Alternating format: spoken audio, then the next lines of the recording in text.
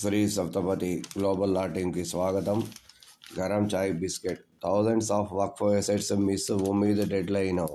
Portal glitches hit hard. ఏం చేశారు? మొత్తం వర్క్ ప్రాపర్టీలంతా ఆన్లైన్ చేయండి బావు అని చెప్పింది గవర్నమెంట్. చెప్పిన తర్వాత ఏమైంది?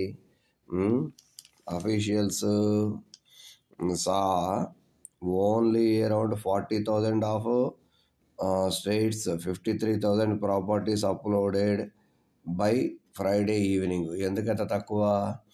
Newly emerged work by user sites including మసీద్స్, dargah built over task for 2 decades remain to be documented. అసలు వీళ్ళు చేయలేదు. Officials a system has not been designed to handle such intense last day load. అంతే, చివరి రోజు దాకా కూర్చోవడం, గరం చాయ్ తాక్కుంటూ కూర్చోవడం. అప్పుడేమో దానిలోకి అన్ని వేల పేపర్లు వేయడం. వేస్తే పని చేస్తుందా? ఎవరిదైనా పని చేస్తుందా?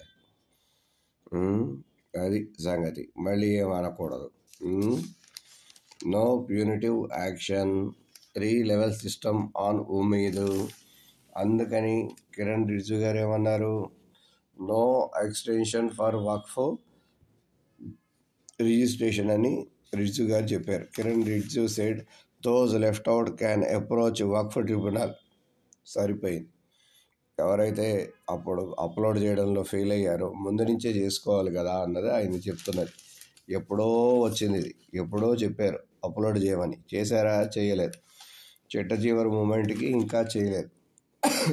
చేయని వాళ్ళందరినీ ట్రిబ్యునల్కి వెళ్ళమని, వక్ఫ్ ట్రిబ్యునల్కి వెళ్ళమని, అక్కడ వేసుకోమని కిరణ్ రిజ్జు గారు చెప్పేశారు.